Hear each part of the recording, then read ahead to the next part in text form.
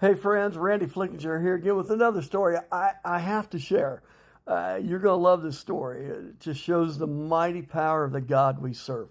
We're just coming out of Thanksgiving, right? A great time to celebrate the country we live in, the way that we've been blessed by God and our jobs, with our families, with health, whatever the case may be. And one of the things that I do is make a what I'm going to call a ham. It's a baked ham that has brown sugar and cherry preserves on it. And it is just the best. It is sweet, it is succulent, it is moist, it's fantastic. Well, it all got eaten. I got one piece. My wife didn't even get any because my grandkids are getting old enough, and my kids and family and so forth.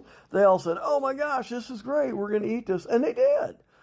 That's fine. That's cool. That's the whole point. So flash forward now to today. I go to church, New Spring Church here in Wichita, Kansas. You can find them on television if you're interested.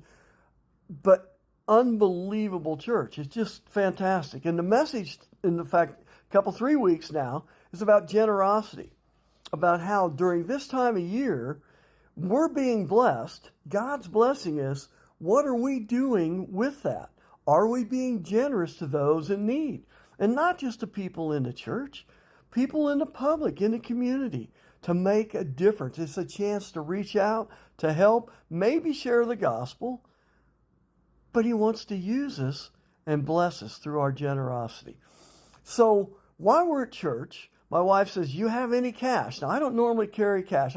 I try to keep a $20 bill, so I have cash just in case I need it. But anymore with debit cards, you don't use it.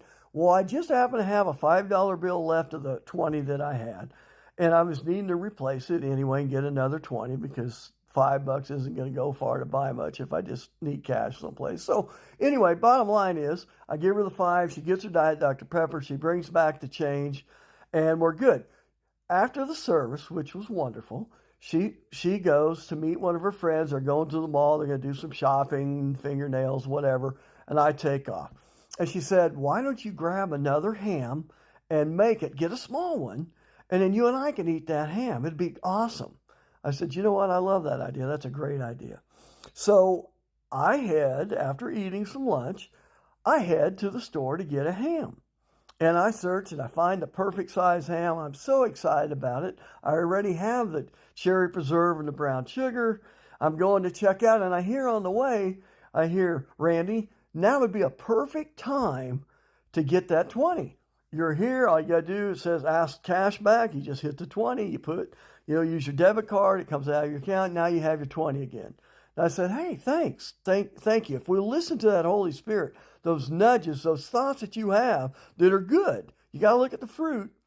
Because if what you're hearing in your head is not good, then that isn't the Holy Spirit. That's called Satan. That's called his evil uh, underlings. Bottom line is, this was good. He was just helping save me some wear and tear. I thought, "Oh, that's wonderful. Thank you for helping me out and reminding me." So I get my $20 cash. I'm feeling great about it. I put it in my billfold. I walk out the door, and a gentleman's standing there, and he's got 2 little boys, and they're sitting down on the ground leaning up against the pillar of the store. They are neither one older than 4 years old.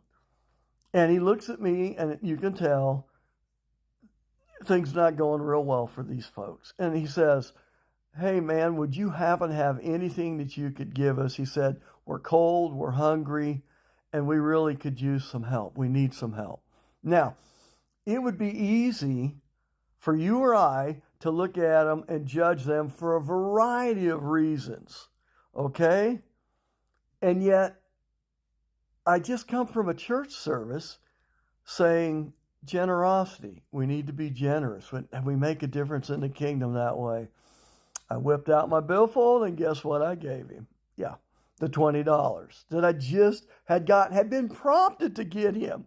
And as I leave then, I tell him, "God bless you." I shake his hand, and I told him to have a Merry Christmas. And you can tell on his face, he's affected by the fact that someone's being generous. He tells me, "God bless you too." And his little boys are there, and I talk to them a second, and I take off. Okay? Now, you're thinking what? Oh, you got scammed, you sucker. He could be working. He could be doing all kinds of stuff. But you know, he also could have a wife at home who has cancer and he's struggling to make ends meet and just survive. You and I don't know that. But it's easy to look at him and say, you know, you deadbeat, you whatever you want to say. And that's not what we're supposed to do. That's not at all what we're supposed to do. And so I'm laughing as I'm walking to my car, and I tell him, okay, promise me, tell me that I didn't just get scammed. And he said, Randy, it doesn't matter. You're missing the point. You were obedient. You did what I asked you to do. And I'm laughing. I said, you set me up to do. And he just smiles. He says, I knew what I was doing. He said, I will bless you. It will be fine. Don't worry about it. You did the right thing. Okay? I get in my car, and I don't know about you, but I listen to contemporary Christian music. There are certain songs that you hear that God speaks to you with. I've got certain ones, when I hear them, I know automatically He's confirming in my life that what I've done, what I'm thinking, what I'm about to do is the right thing. I get in the car, the first song, boom. It was one of those songs. And I just kind of tear up and I start laughing. It's like, okay, I know I did the right thing. I still don't have $20 cash in my pocket, but that doesn't matter. It doesn't matter. I can get $20 anytime. You remember the Bible verse where he says, what you do for the least of these, you do for me? And he would go on to say, and do that generosity without judgment. You and I pay taxes. This is what he asked me. He said, Randy, do you pay taxes every year? Oh, yeah, a ton. Oh, my gosh. And he says, Randy, how much control do you have over what that's spent on? Very little. Oh, yeah, I vote every election. I can lobby for this. I can share my story. But you get the idea? You and I have plenty of money that goes out of our hands every day, every year, that we have zero control over. And in this case, he was simply saying, Randy, be generous. I'm working on this young man's family. I'm doing what I need. I need you to be generous and be faithful. And you know what? I could have been more blessed. It didn't make a lick of difference whether I had $20. It didn't make a lick of difference whether he was scamming me. It was in God's hands, just like it should be.